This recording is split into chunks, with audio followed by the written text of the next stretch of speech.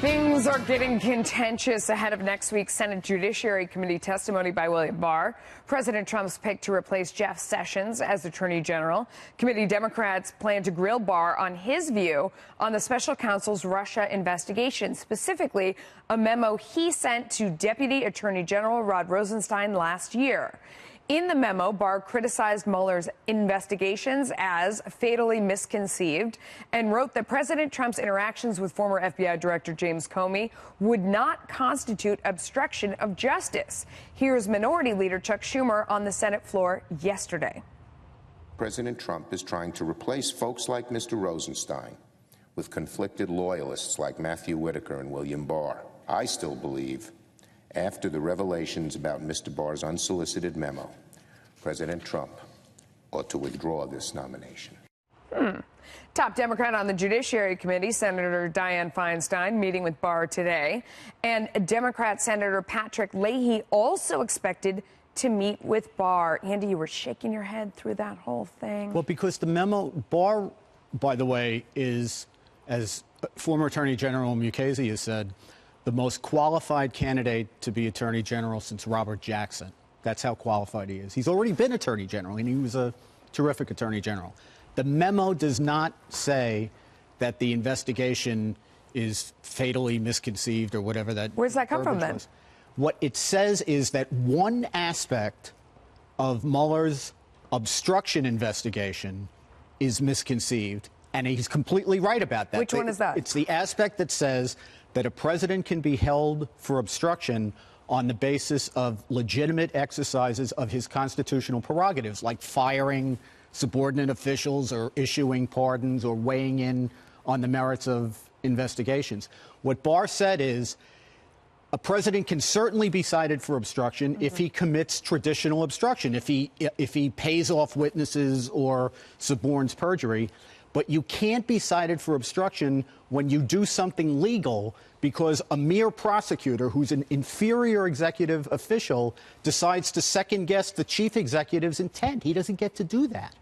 Interesting. Wow. Okay. That's Andy McCarthy right there. But I mean, that's what the memo says. And it's a brilliantly done memo, which is not surprising because Barr was the head of the Office of Legal Counsel during the first Bush administration. Right. George H.W. Bush's administration. Those guys are the lawyers in the Justice Department. And if you read this 20-page memo, it reads like an OLC, Office of Legal Counsel, Justice Department memo. It's actually a stellar piece of legal craftsmanship. So what other things do you think that they're going to try and throw out there to say that he's not qualified? Because this was, it seemed to us like it was one of those picks where you pick someone who did it under, at the time, I mean, this was during the time of, the funeral of former President George H.W. Bush. And they were talking about how he was the last sort of good, honest, decent man to hold the office. Right. This was, in his group. So it seemed like, and it was somebody who already served. So to the naked eye, it would seem like there's no way this guy can't get through unless in the meantime he's killed someone or something. In the right kind of world, if we had the right kind of world, he would get confirmed 100 to nothing. In the world that we're currently in, where everything gets politicized, they'll go after him, but it's not. He's going to get confirmed. Hopefully, he'll get confirmed with an overwhelming vote. I'm not holding my breath to see that. Okay, it's okay to have questions, and we've seen what a hyper-politicized Judiciary Committee can do and how they can get things wrong. All you have to do is look at Jeff Sessions. I hope the Democrats coordinate, and they don't only focus all of their questions on this memo, and I hope Republicans don't just give him a pass. The Attorney General has enough independence that this person is coming into a climate and coming into a time of criminal justice reform and an environment that is completely different than when he served in the late 80s and early 90s. So therefore, he has to be pressed. How are you going to deal with things like civil asset forfeiture? How are you going to move forward this criminal justice reform push that is bipartisan and has the acquiescence of the president? And don't just focus on that memo, because you can waste so much time that you can do the country a great disservice. You know what? You need to go to that hearing. Well, I'm looking forward to watching. I'm looking forward to watching self-righteous Democrats like Cory Booker act like they know better than Bill Barr, who was is far more qualified than Cory Booker ever will be. All right. Meanwhile, speaking of the other party, House Democrats have rejected the acting Attorney General Matthew Whitaker's offer to testify next month. Judiciary Committee Chairman Jerry Nadler is insisting Whitaker appear before President Trump's State of the Union address later this month. In a letter to Whitaker, Nadler wrote this: "We must discuss the impact of President's near-daily statements attacking the integrity of the Department of Justice, the FBI, and Special Counsel Robert Mueller's investigation."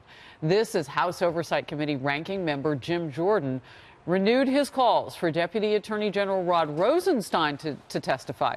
Jordan wants Rosenstein to explain last year's report that he talked about invoking the 25th Amendment to remove President Trump from office. Rosenstein is reportedly expected to leave his post if and when a new Attorney General is confirmed, possibly, in the next week or so. So you've got opposing thirst for testifying. What do you say is within the realm of reality here? Nothing. It's theater. Nadler wants Whitaker to come in so he can read Trump's tweets to him and say, does the Justice Department agree with this? Does the Justice Department agree with that? And what does that accomplish? Nothing. Well, it undermines. He wants to do it right before the State of the Union address, right? Which is a political. Right. So the that's president political. comes in with all the majesty of the government, such as it is. Yeah. So majestic. And he wants to. Hopefully it'll be majestically running by then. And then on the flip, you've got Jim Jordan.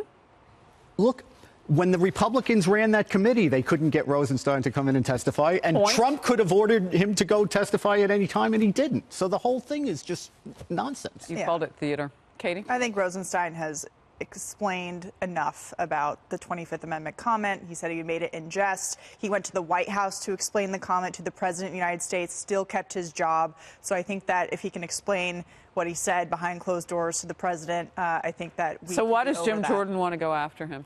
Why does he want to hear from him? I appreciate House Republicans wanting to get accountability for these things. And I think that Lindsey Graham, as a new head of the Senate Judiciary Committee, will actually try and get to the bottom of some of this FISA abuse, get some of these questions answered, and may actually be able to get Rosenstein to come testify on those grounds. But to get him to come testify about a comment that he made in a private meeting is a little bit silly. He's already talked to the president about what you pointed out. The IG's looking into it, too, I think. Exactly. Yeah, and that's absolutely right. And there are so many conflicts of interest that he still has to answer for, even if he's leaving his post. You still can't commit some of those, political atrocities if you are going to hold that post in the future. If you're going to oversee anything, you have to make sure that you're not acting as a human shield and allowing abuse of power under your watch. This is the thing that drives me nuts, though. I mean, you say have them come in and get to the bottom of some of this FISA abuse and answer questions about that.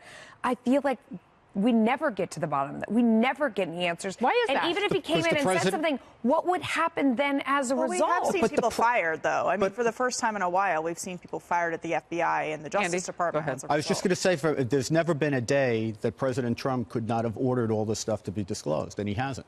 Right. So you want to know why it hasn't happened? That's why it hasn't happened. But even if it gets disclosed, it seems like nothing comes of the idea that if there is FISA abuse, it's not getting corrected. I guess that's my point. Because I feel as vulnerable as ever before. Melissa, how can we know that, though? If they put it out and it looks like something really atrocious happened, that they actually took a piece of campaign literature or screed, which this dossier was, and that was the only thing that the judge was asked to make a probable cause finding on. That's scandalous. We know it wasn't the only thing. We know it wasn't the only thing. Then Republicans have to stop reauthorizing these surveillance powers, which are so ripe for abuse. And I still blame Devin Nunes for that, because he stood up and championed reauthorizing and empowering these agencies even more with more spy power. And this is what happens when they have too much. Why didn't Republicans really substantively push against that? You're talking about Section 702. A few of them do. We have to have the spy powers. Is one. And when they're legitimately used, they're necessary for the protection of the country. That's the operative phrase there, when they're legitimately used. Right, and the problem that you have in the country now is this is the one area of the law, national security, where the government has to be able to look the public in the eye and say, you can trust us, we will use these powers properly. Right. And the problem with this whole scandal is I care less about what the scandal is about than the fact that they're undermining the government's ability to protect the country with respect to the things we actually need protection on. Abuse. That's a good point. That's a great point.